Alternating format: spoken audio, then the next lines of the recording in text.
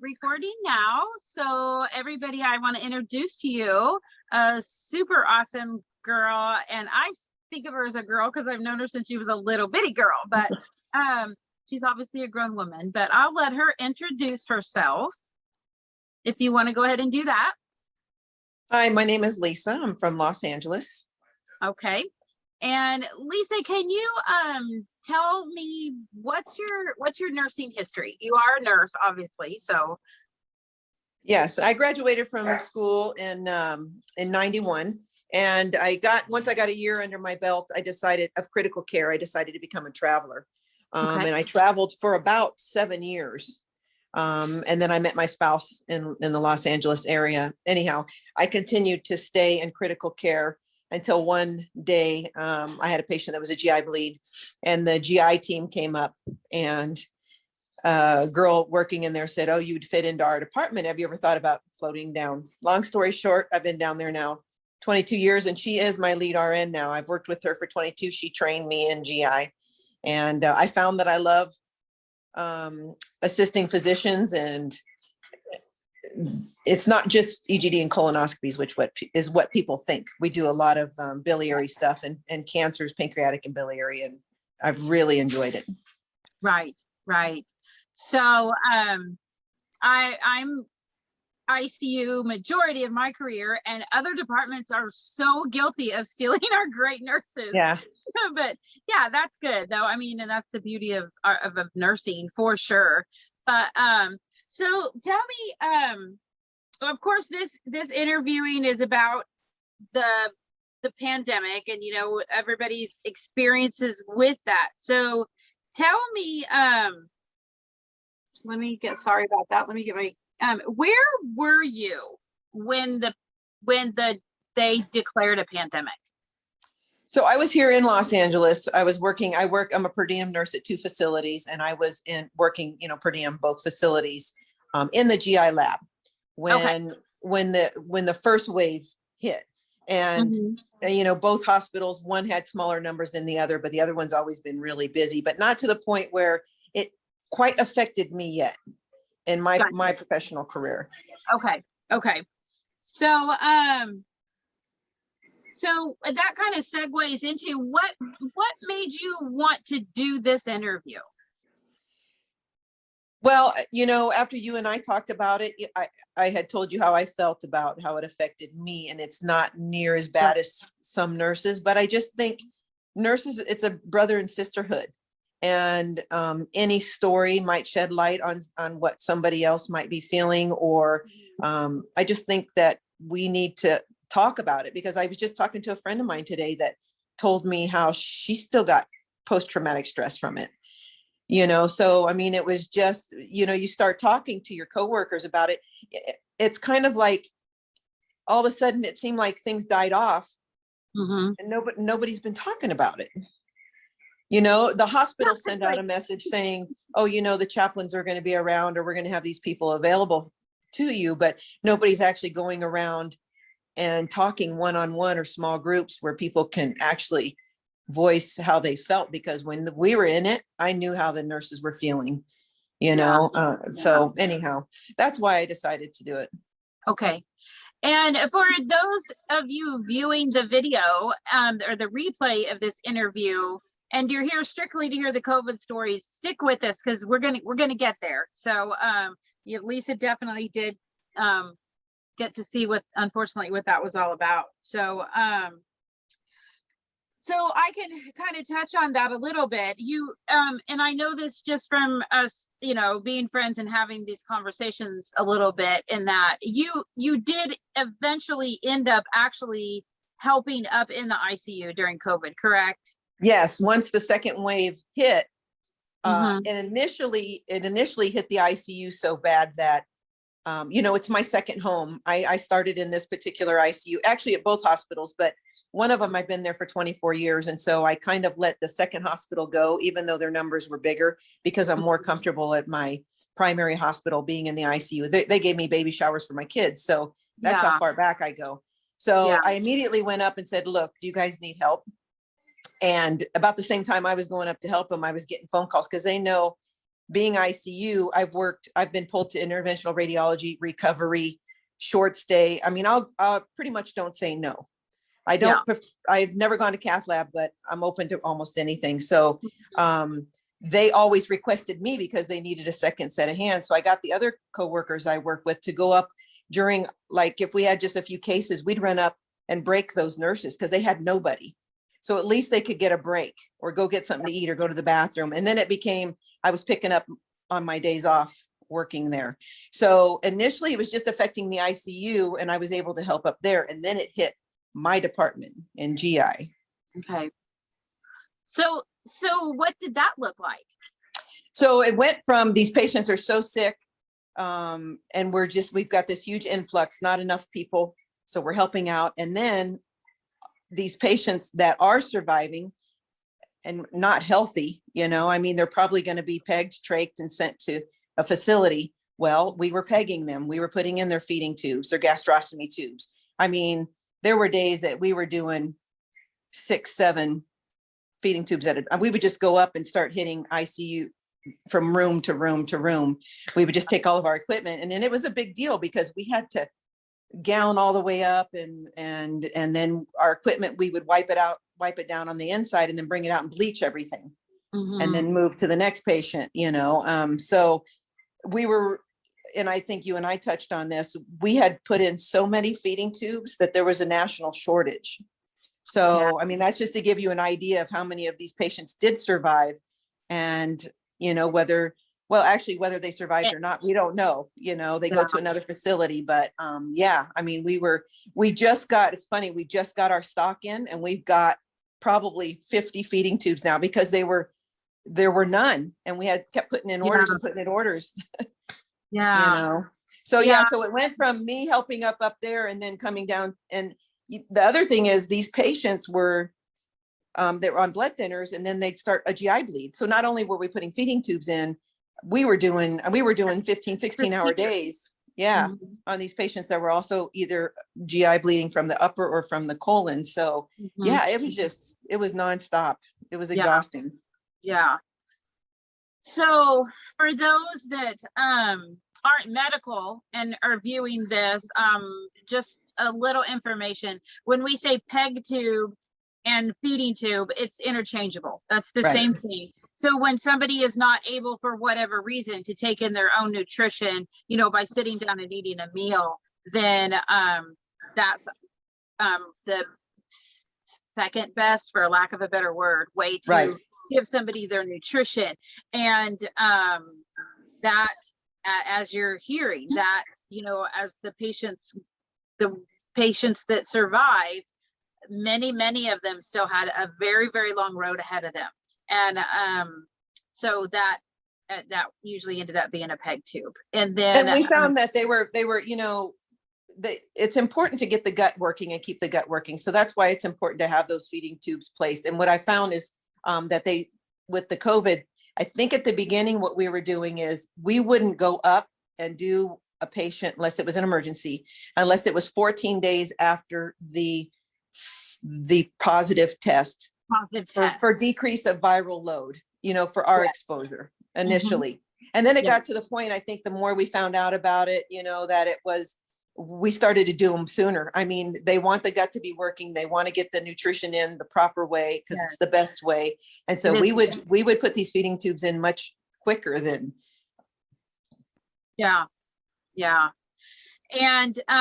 then also to give a little information on if you don't have firsthand experience with COVID, one of the complications that took place in the hospital with patients is there were clotting and bleeding issues. So that it interfered with that whole cascade or process, and patients were bleeding. So when you work in GI, that they do procedures, they can clip them off, they can cauterize them, things like that. So that's what as far as what was happening, that is, you guys were inundated at that point with that. And I remember when you told me that, I was like, there's so many things that we don't realize, the ripple effect and how, how far out in each department and things like that in the hospital. And that's another, I'm hoping that some of this education will help, nurses understand each other, and what it wasn't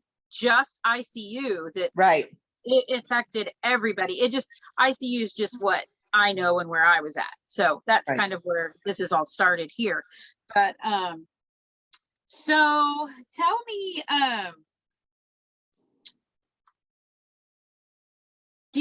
what point did you realize, as far as the pandemic goes, that it was gonna get bad?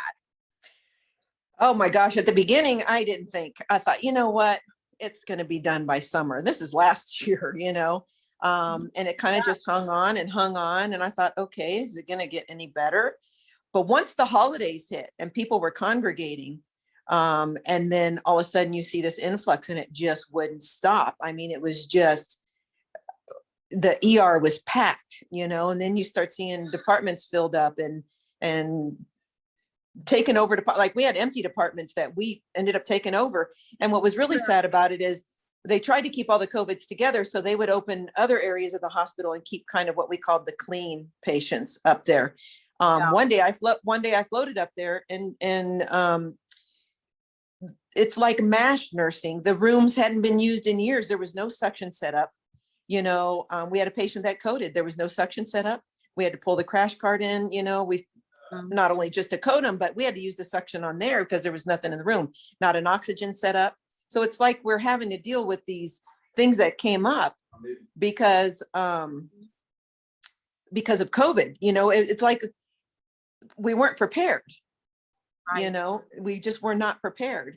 And so we kind of had to learn on the fly. And, nurses are amazing people, that they were able to make make things work and rig things up. I mean, they're just so creative and one of the most, I'm sorry, didn't mean to interrupt, but that is one of the most, when I try to look for where was the little bit of silver lining, and to see that in action was absolutely incredible. The way the nurses just figured, and respiratory therapy just coming together and figuring, moving forward somehow with less equipment, different equipment, equipment, yes. Yeah. And I think it was like around December that I realized, okay, this is going to get bad. And then January hit, and I thought, oh my goodness, January, February, and into the first part of March, it was just unbelievable. And, my family and I actually got COVID in November over Thanksgiving, and it wasn't because of work. It was something completely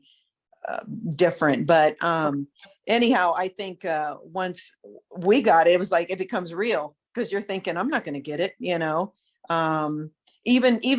though I was working with the COVID patients, I just felt like I don't know, it's naive, I guess. Yes. If it helps, I know several people that felt the same way, that weren't working in ICU at the time directly in, there's a lot of people felt that way. And I think that's how we move forward as a society sometimes, is if we thought everything the bad that could happen was going to happen to us, we would probably just never get out of bed. We just curl up and stay there. So, I think some of that is just, some of the ways we survive life, it's going to be fine. We're going to be fine. So. Well, and at the beginning, I think that everybody was so paranoid. We didn't know anything about the infection and the disease process of what it was going to be like. And then, so everybody was so careful. And then as time went on, I know for myself, I'm speaking, that you got a little lax. And then once we had COVID, I have to be frank with you that I don't think I was near worried. That's why I volunteered to go in the COVID unit. When I went up to the ICU, I said, look, put me in the COVID unit. I just had it. I felt somewhat protected. Plus, we have all the immunity. Yeah. Do you want to share? Did your family, anybody end up at the hospital or anything like that? No, and actually it started with my oldest, and it was like a domino effect. He got it, and then we all got tested. I came up positive, and I was having some minor symptoms. The kids, I have 3 kids, 20, 21, 18, and 15. They had symptoms literally 2 days. My husband and I had them for about 2 weeks. I I work out all the time, but I climbed the stairs one day and I had to do pursed breathing. I could not catch my breath. I felt like I was going to pass out and I had to lay down. And I told him I didn't want to go to the hospital because I know they're overwhelmed. But I said, if I can't catch my breath here soon, you're going to have to take me in. But it passed. I had like a couple days of that, but we had the gamut of between the 5 of us of almost every symptom there was. All the symptoms. Oh my Yeah. goodness. Yeah. So, and when this first hit, one of the ENT docs I work with, he recommended a nasal wash, and I was doing that because I was dealing with COVID. It had those regular nasal wash, sinus washes for sinus infection. Or things like Yeah, that. yeah. He Mhm. recommended a little bit of betadine and a little bit of baby shampoo mixed, and you do this twice a day to help Never heard that. to help prevent that collonating in your the Pollination. back of the nasopharynx. And so I did that for a while and it was really uncomfortable. So I thought, you know what, I'm going to stop. Cool. And then I put myself on, the vitamins and all that, thinking it would help. Yeah. Yeah. So anyhow, it didn't. I got it. We did okay. We're lucky because I know healthy people that got it and were really sick, hospitalized. My coworker was.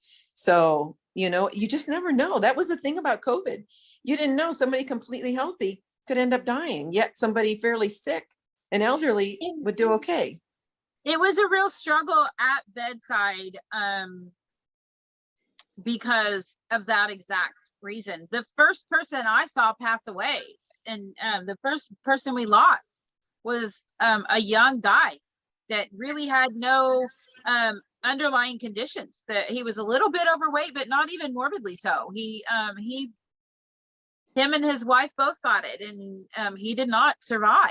And that was real eye-opening for me, that it wasn't quite as cut and dry as we were trying to keep the panic to a minimum and really try to figure it out. So in that interim, as we were learning ourselves, that sometimes that was a little misleading, that you don't have, you didn't have to be 90 and with 20 comorbidities. But anyway, it didn't fit a mold. COVID did not fit a mold to anything. No, not completely. I mean, there were some indications, and I can, look at certain things, but as far as specifically to be confident, okay, you guys are going to be fine and you guys are at huge risk. I was never able to say that to anybody.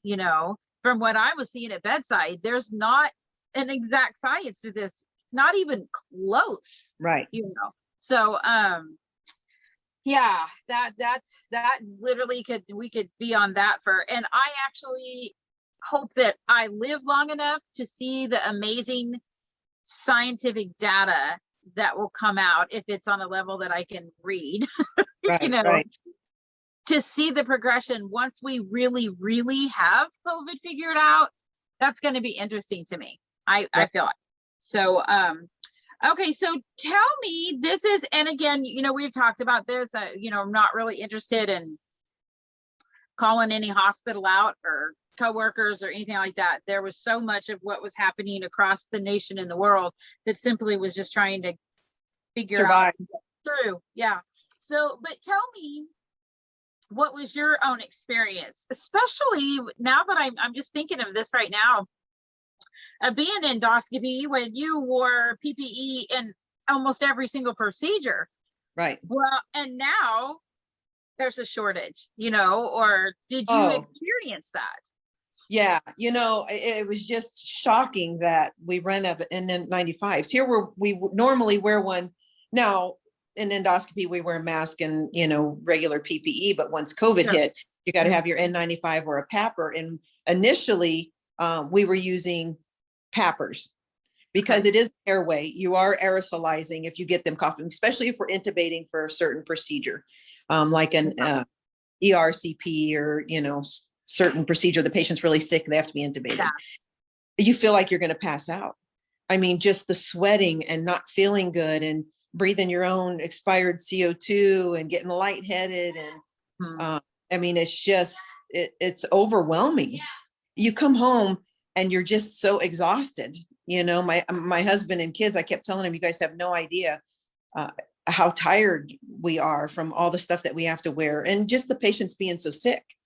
Yeah. You know, I mean, so it's a mental exhaustion as well as a physical exhaustion. And the fact that we have one N95 per patient normally, or one time in and out of a room, and then we wear Yeah. one for 6 months. For the foreseeable future, this is your Right. mask, and you're gonna, and they were so gross. You have to literally go sign them out for your department every day. Yeah. Yeah. You know, I mean, it was just, it's, thank God at one of my hospitals, we have our own pappers. They're very easy to use, and that was fantastic. But my other one, yeah, I mean, the nurses, it was their biggest complaint. It's like, you're kidding me. And they would, oh my God, they would make things up. Like if you wanted shoe covers, I can't even remember what they use now. And they put like rubber bands around it. That was your shoe cover.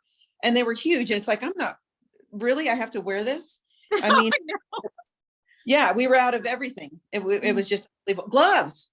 It became a joke that we were going to have to use hand sanitizer on gloves and reuse them, jokingly, but oh my goodness.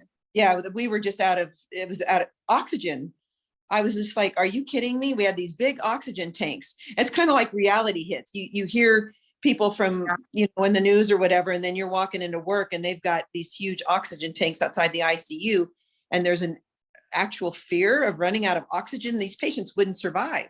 Right. Hard enough. Right. You're just trying to get them to get through each shift that you're there.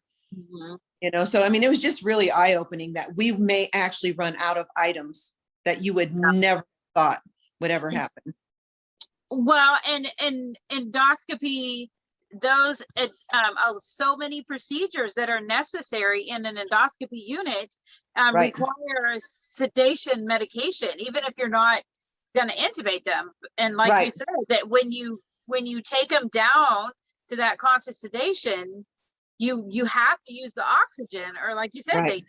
they have to have the oxygen to survive. So, well, and it just made us more self-conscious. Like, for instance, if we finished a procedure, you get lazy, you're cleaning up, you forget to turn the oxygen off.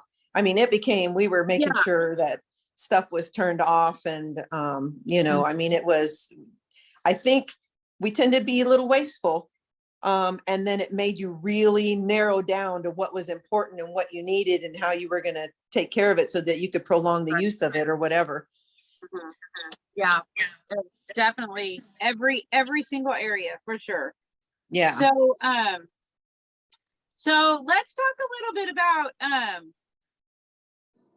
what did you, as far as scrubs go, and like when you left the hospital, did you feel like you needed to take extra steps to protect the outside people? Initially we didn't have a lot of COVID, so I didn't. Our patients, we were testing them prior to them coming to endoscopy. And if they were COVID negative, I just, I went with COVID negative. I really wasn't that particular, although I bought a pair of shoes, and that's one thing I did is I left my shoes at work and had a pair of slip-ons that I brought home.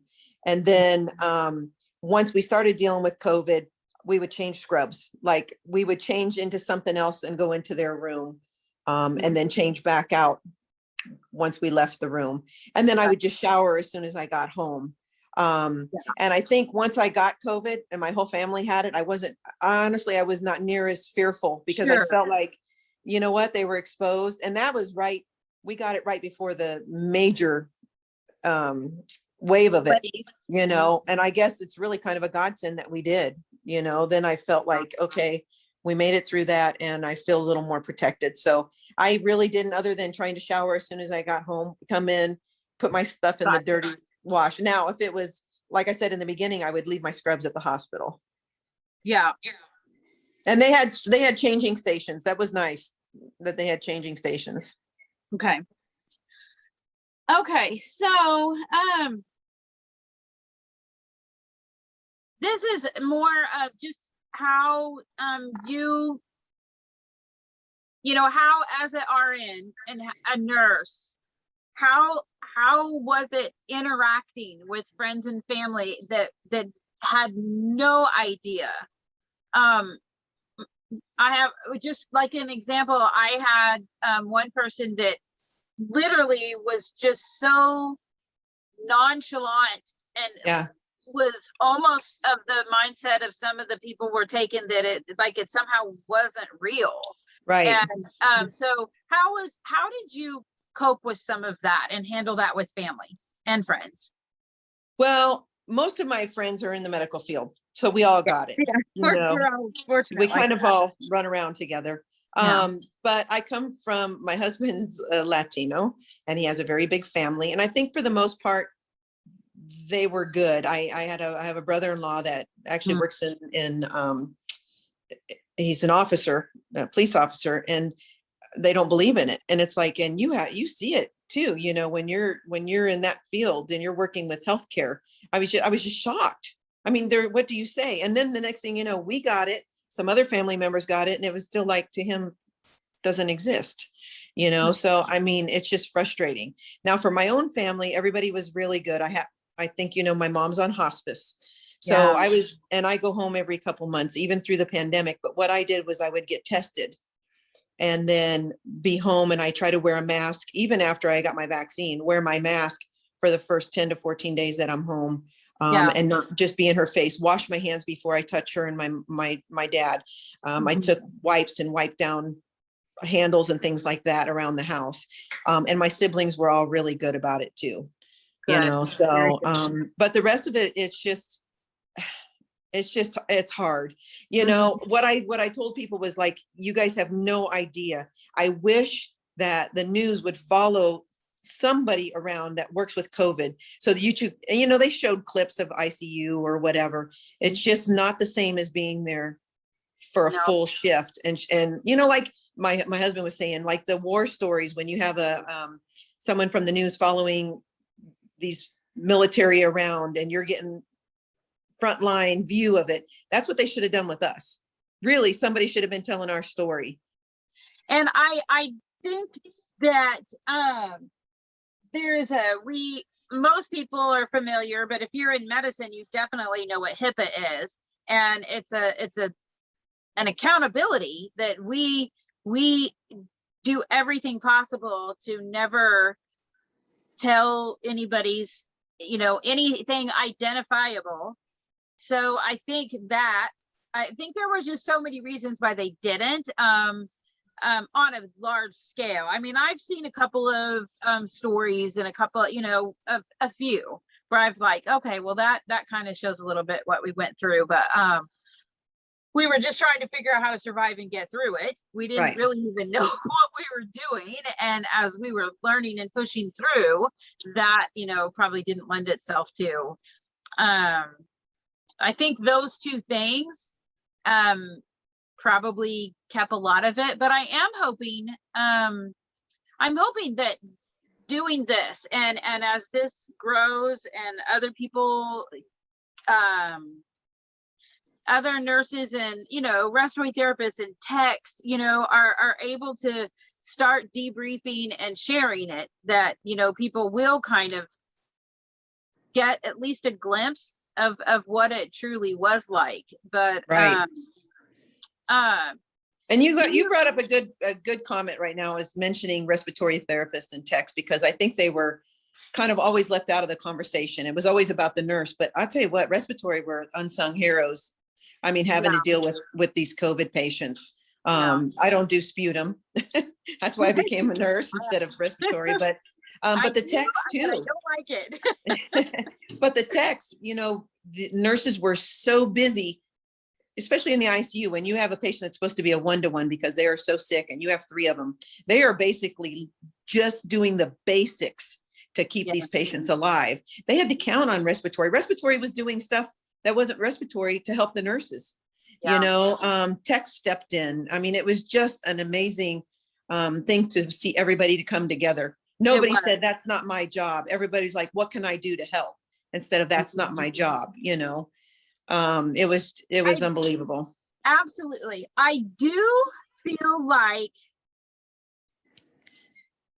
the one thing that nobody else had to do is they didn't have to repeatedly, over and over and over,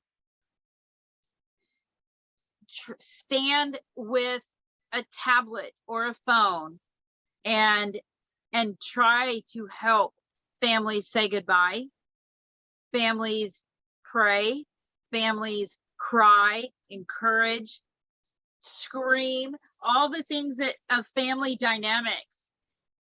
The bedside nurse, day after day after day, usually more than once a day, was in the position of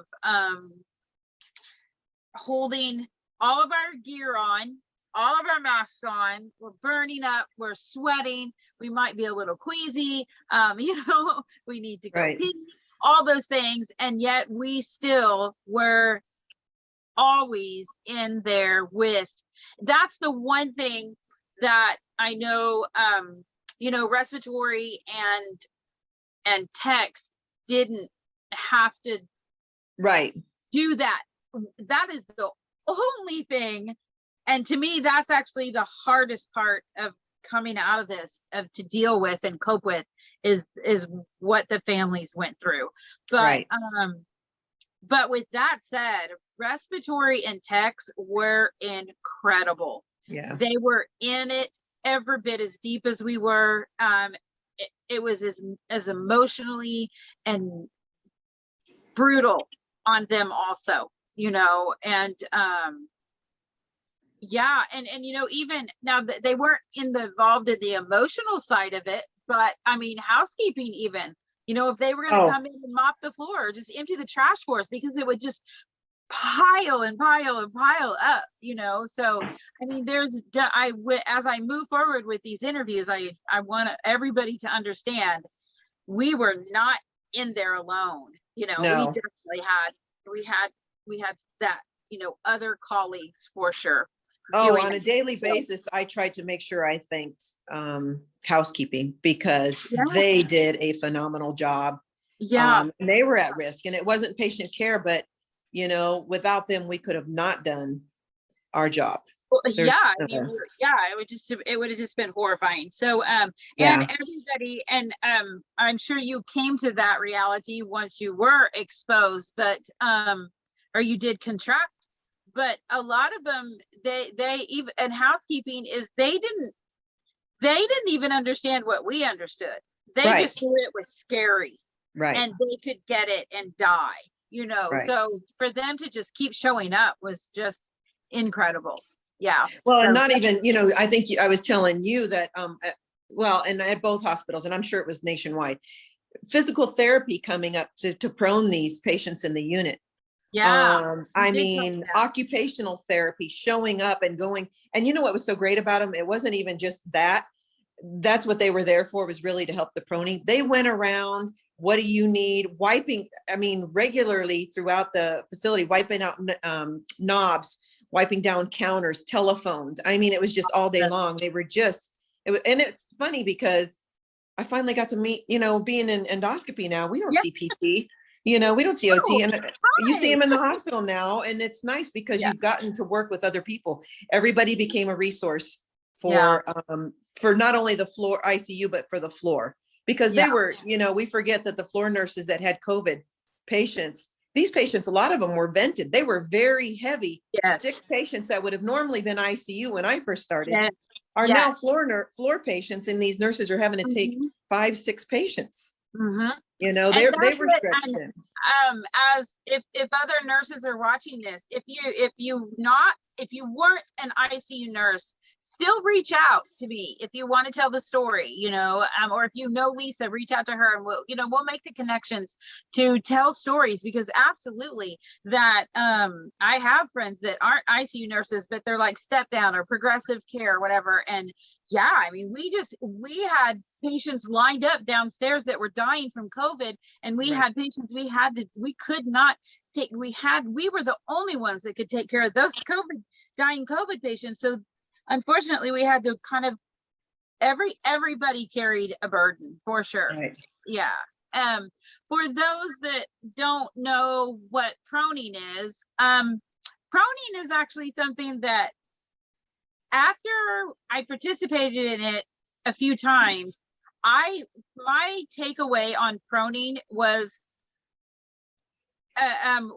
yet another indication of how incredible the techs, the nurses, the respiratory therapists, everybody were, because that was an incredible act. And what Absolutely. that is a patient is on a breathing machine. Well, patients can actually do it themselves if they're not intubated and they're coherent enough to do it. But it's basically taking a patient that's laying on their back and we're flipping them over and laying them on their stomach. And that is an incredible feat to accomplish and not lose what we call the airway, the tube that breathes for them, to keep everything intact on that patient that we need to keep that patient alive and to take care of that patient, to keep all that stuff where it needs to be and take that patient and flip them over. It was incredible. So, and I mean, you're not only the breathing tube, a lot of them have tubes in their chest, and not all their drips that were keeping them alive with long IV tubing. Right.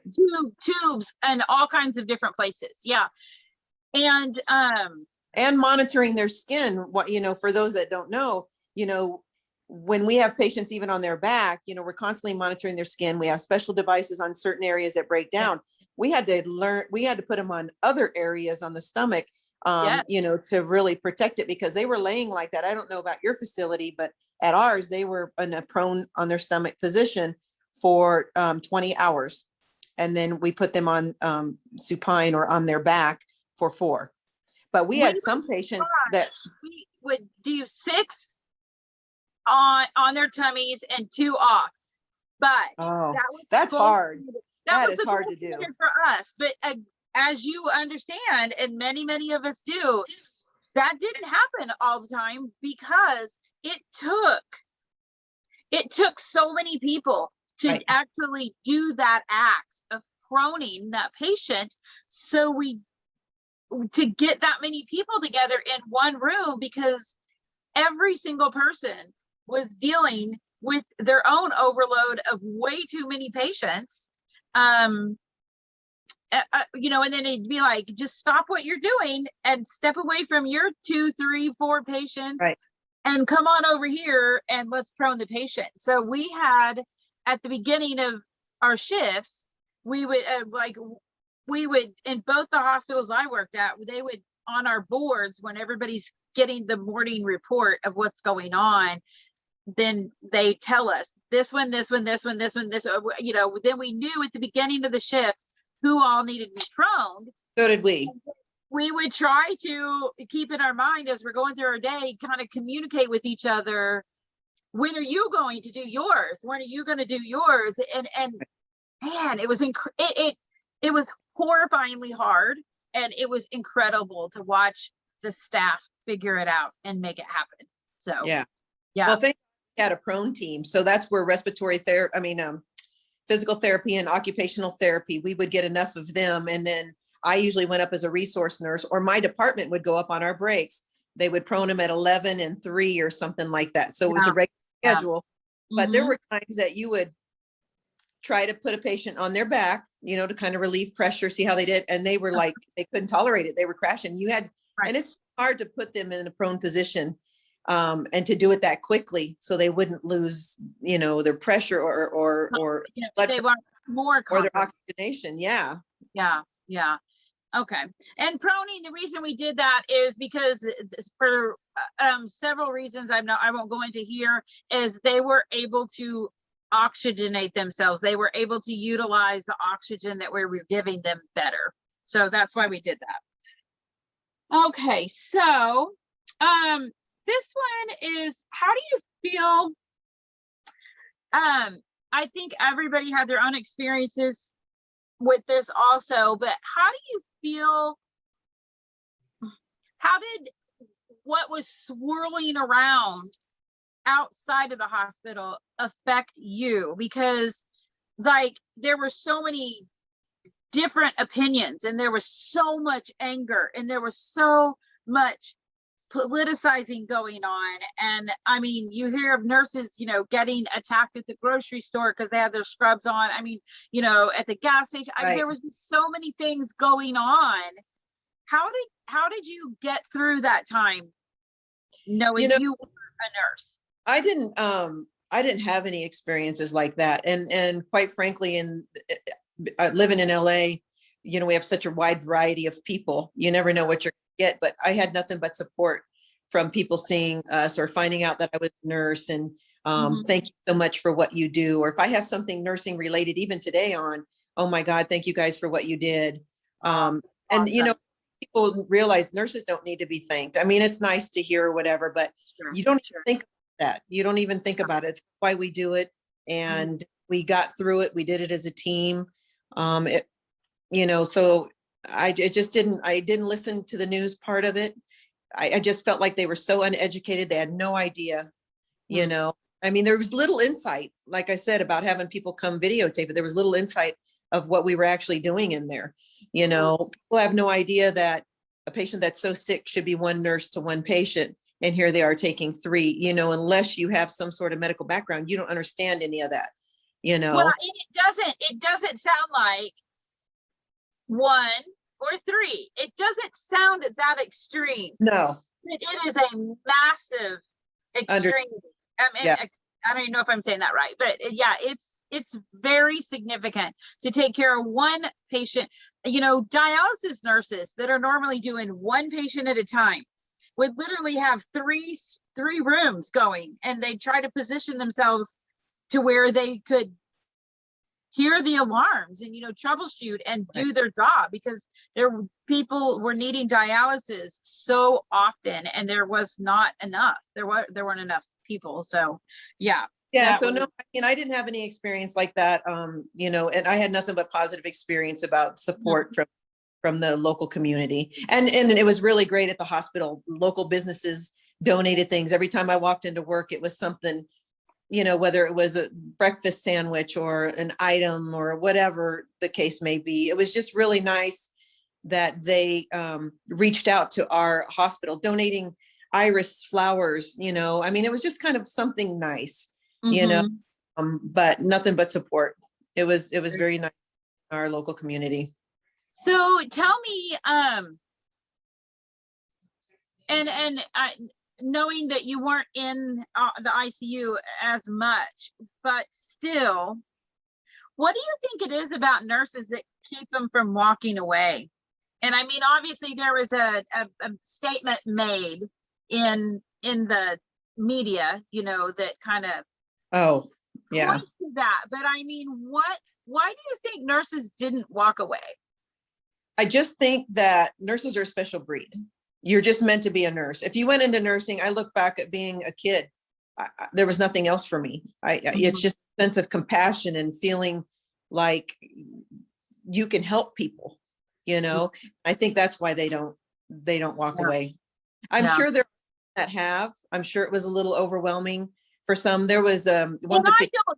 I don't fault them, because everybody had to No, make a choice for what was best for them, for for their their mental health and their physical yeah, health and all that, their families. I don't fault, and I would never want to indicate that. I don't fault anybody for it. But the bulk of yeah. the medical people stayed. Or and even in the ICU a couple times, some of the long-term nurses I've worked with, they would they were so overwhelmed. They were like, you know what? And they were working, mind you, not only their 3 12-hour shifts is what we typically do. They were working their fourth and fifth. There was one particular nurse, I think she did 50 nights in a row. She was a night nurse, 50 12-hour shifts. Now, I don't know how administration let her. They should have forced her to take off because you need that downtime. But some of them would say, I'm not coming back tomorrow. Why did I come here for this? You know, and then they would come back the next day because that's just how we're built. It's just in us. And I think if you have that compassion and you want to help other people, you know, you have the education and training to do it, that Mhm. you're just going to do it. You know, you're going to Yeah, show up no matter how tired you are and you didn't get a break and you didn't get lunch, you know, we go yeah, back to every day. yeah, yeah, yeah. There's so much truth to that. Um, So this one tends to get a little bit emotional, or can. Um when you um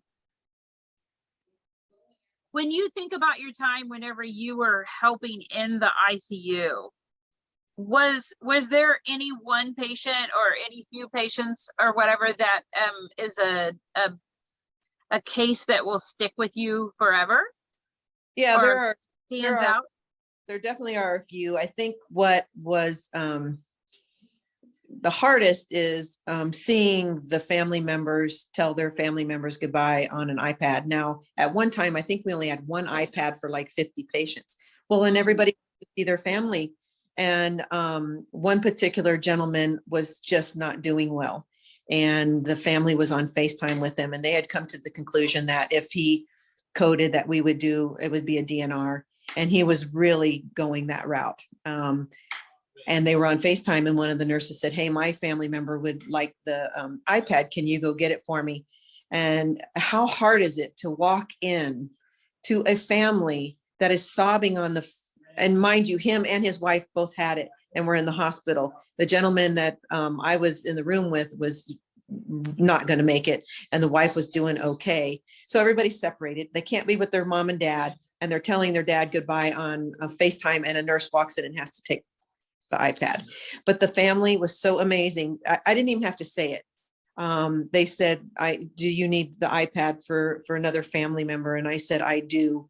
And so they were more than happy to let us use it. And that gentleman did die that shift. It was just, and to have to wrap that body, and to do it differently than we normally do. It's just, I think about him a lot because it broke my heart to take that iPad away from the family member and their last moments, and that they were going to have to tell him goodbye on an iPad. Yeah. And I think most family members, even though they couldn't be there, they knew that these patients weren't dying alone. They knew that the nurses were in there with them. And they think Lisa, I have to tell you, that is something, if nobody hears anything else in these videos, and you and I have talked about this, that, and I really don't want any of this to get political, but I don't want people to let something that was said in the media resonate with them when it comes to that particular thing. While the family, my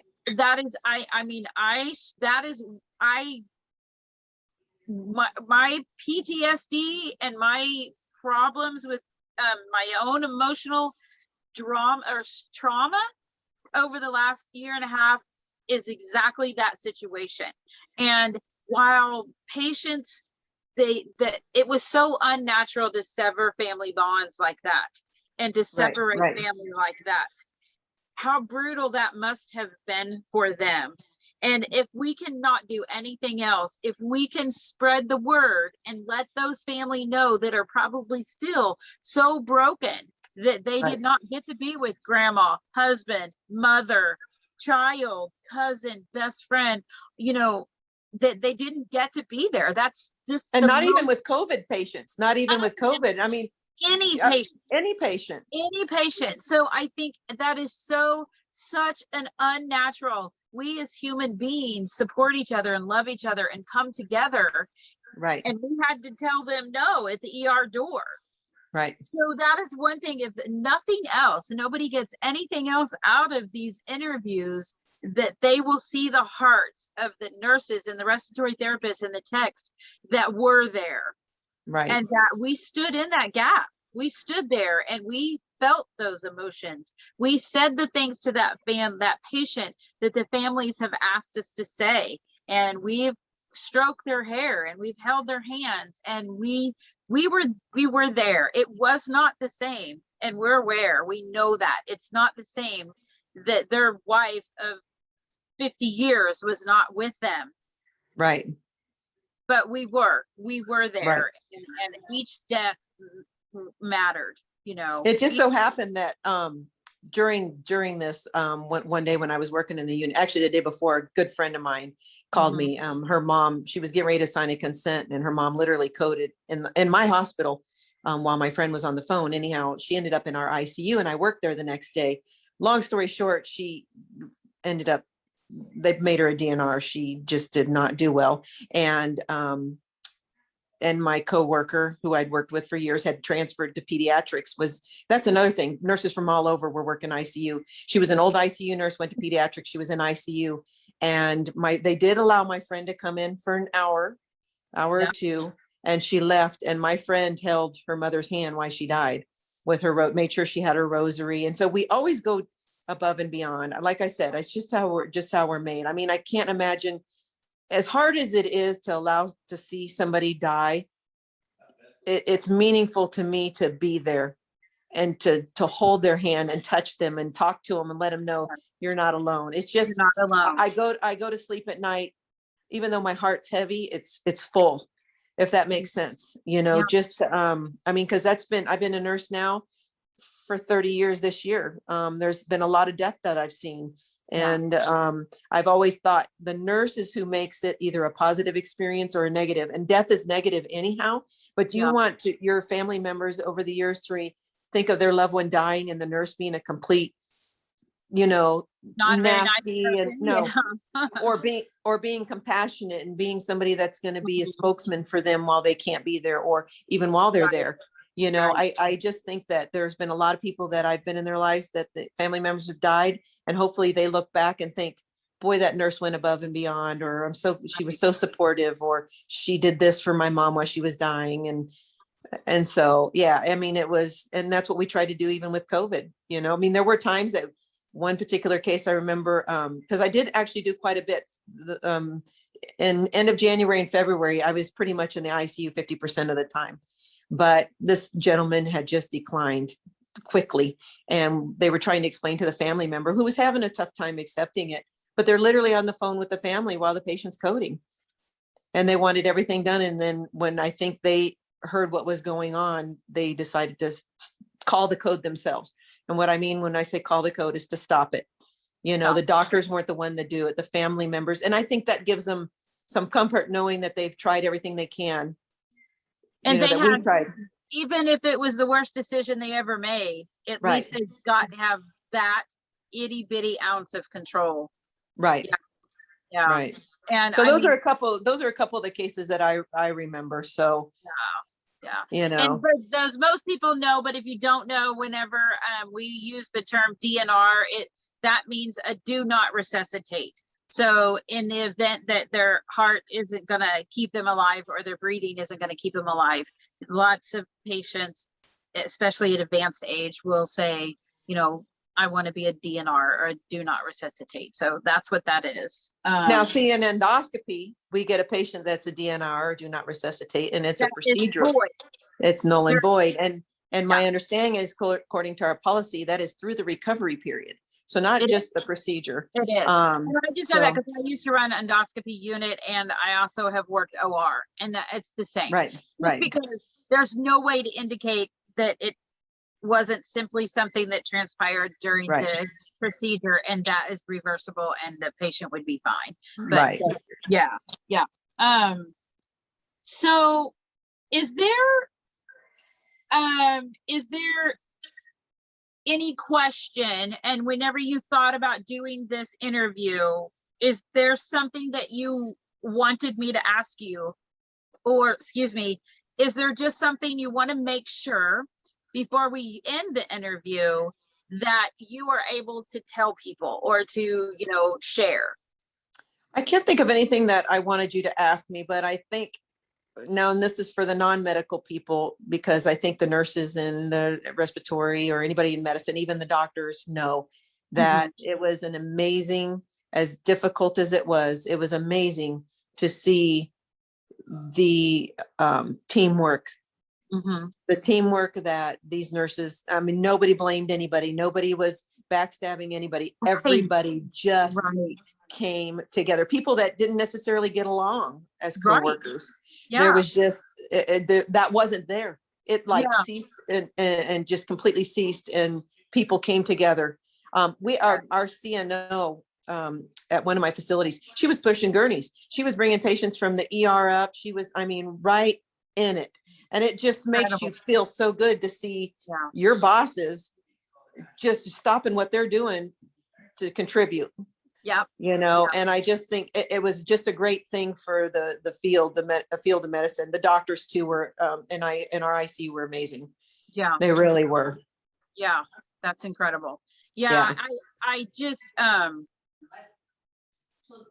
that is, I mean, I'm loving the story so far, because that is appears it's going to be a very common theme. And like you said, even nurses that you normally didn't even get along with their Oh life, yeah. you didn't even think twice about saying, hey, can you help? Because we were like, Right. absolutely, you know, and there, it was just, nobody said no, you know, everybody's like, because we knew we needed it desperately also. We all Yeah. needed each other. So yeah, I hate that it was in that environment, and that's what threw us into that. But sometimes you got to look for things like that, you know, and there was definitely a lot of that.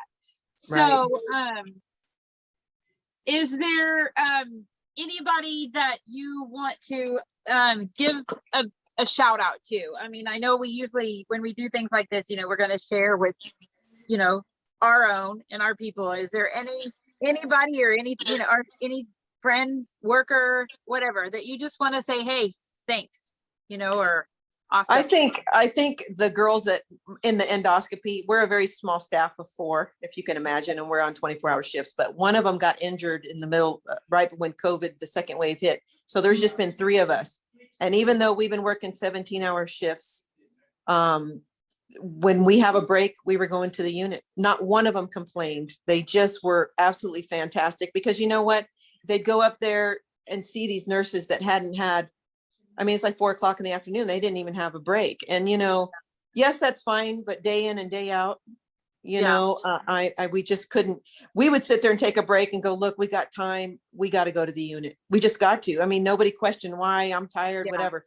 We're going up there because you know what it's like not to have that break.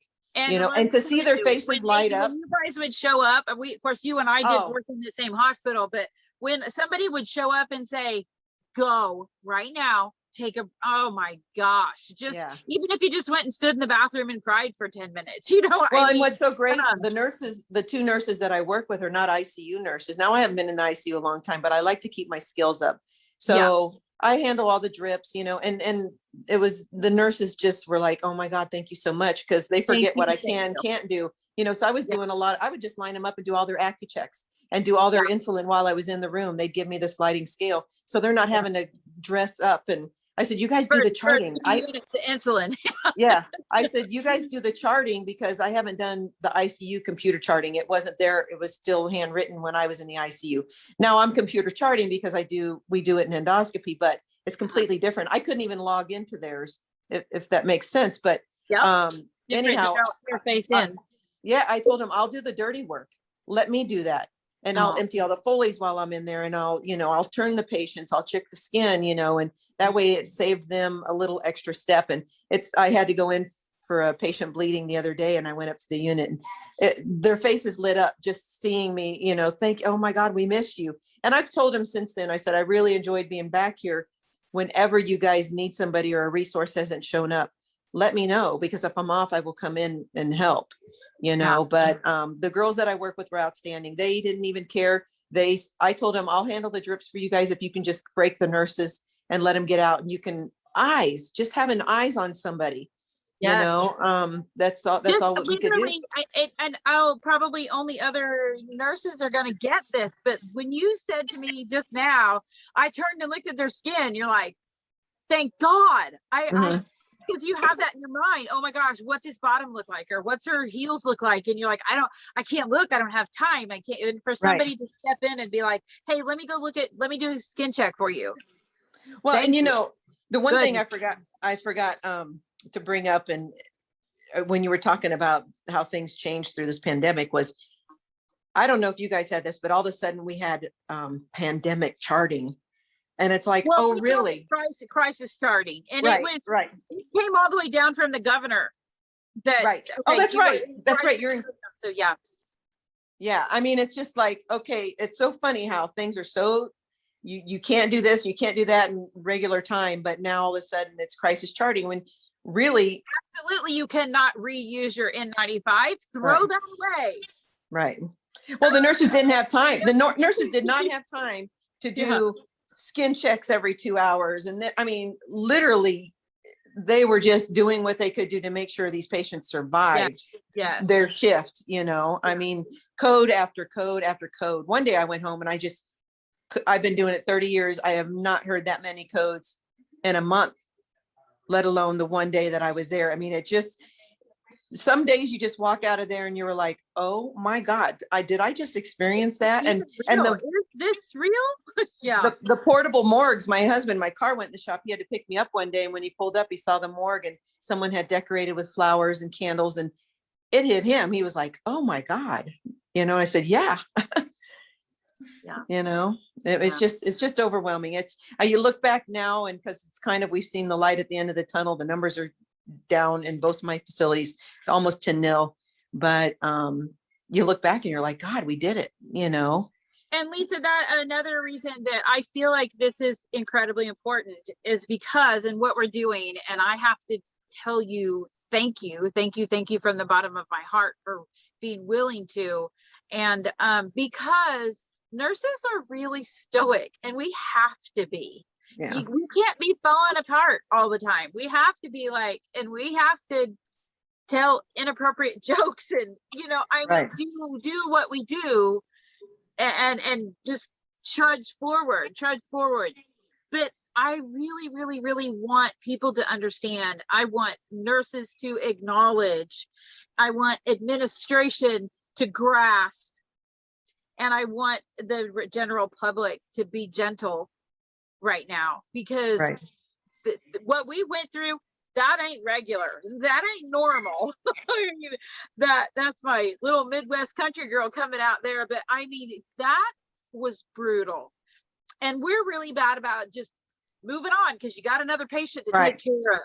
But Well, and I think I was telling you, recognize that it was difficult. There were, and see the wonderful things that did happen as right. we debrief and reflect. Draw on that and let that heal us. But also, don't pretend that was not horrifying. Right. That was not absolutely horrifying, and we're tired, and we need to heal. So Well, I was telling the ICU nurses the other day, I said, oh my God, you guys feel like you have all this free time on your hand now. You know, you got 2 patients, you know, and they're like, oh my gosh, it's just some days yes and some days no. You know, I mean, these I sick will say, patients. and you'll see as we move forward, I move forward with more interviews. It kind of depends. And the pandemic was like this too. You know, this area of the country is like, oh, we're good. And this area of the country's got portable morgues out front. Right. You know, so, and right now I'm seeing it, you know, because, and you understand this, being a traveler, we are very blessed and fortunate. I know nurses all over the country, you know, and there is a lot of what they're seeing now is not necessarily COVID, you know, we're COVID positive, but patients that are having complications from when they had COVID, and they're very sick. And there are patients that did not go to the doctor during the big part of the pandemic. Oh yeah. So the disease processes are out of control now. So while yes, you can look on the news and the world's opening up, and thank God for that, to think that we're just it's not that either, you know. Right. And we may see some of these, you know, their long-term effects for years to come. We don't know.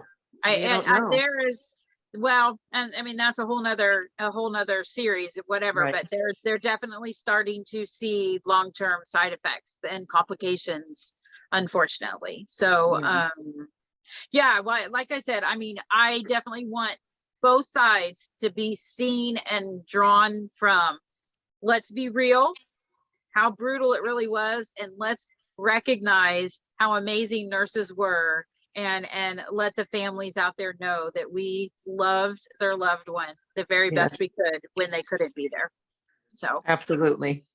All right, friend. Again, I can't tell you how thankful I am that you were willing to do this. It's not easy just to step up and say, hey, let me tell you when something was really hard for me, you know. Well, and I had reservations. I think I told you, because I felt like I just looked at what the ICU nurses went through, because that's what I have to draw on. I spent most of my time there, and I felt like maybe I don't have anything to add, even though we were affected and we, you know, going up there. Are you there? Okay. Yep. I thought I There you lost go. you for a minute. Yeah. You know, and then we were affected in our department, you know, but not the day in and day out where I have such, you know, post-traumatic, like some of the people that I know do. I mean, I just saw Yeah. it in them, and I just kept telling them, what can I do to make it easier for you today? Let me know. And I did the best that I could to be a resource for Yes. them. Yes. And I feel good about that. yes, and you should. And I have no doubt that there are many, many nurses at the hospitals that you work at that will forever be thankful for you. So again, thanks. All right. Thank you for having me. I appreciate it. Absolutely. Like I said, if you know anybody that just needs and they feel like that's going to help them to tell their story, you know, connect them with me, and Okay. I will load this as soon as I can and we'll share it with the world. Okay. All right, great. All right. Take care, Lisa. All right, you too.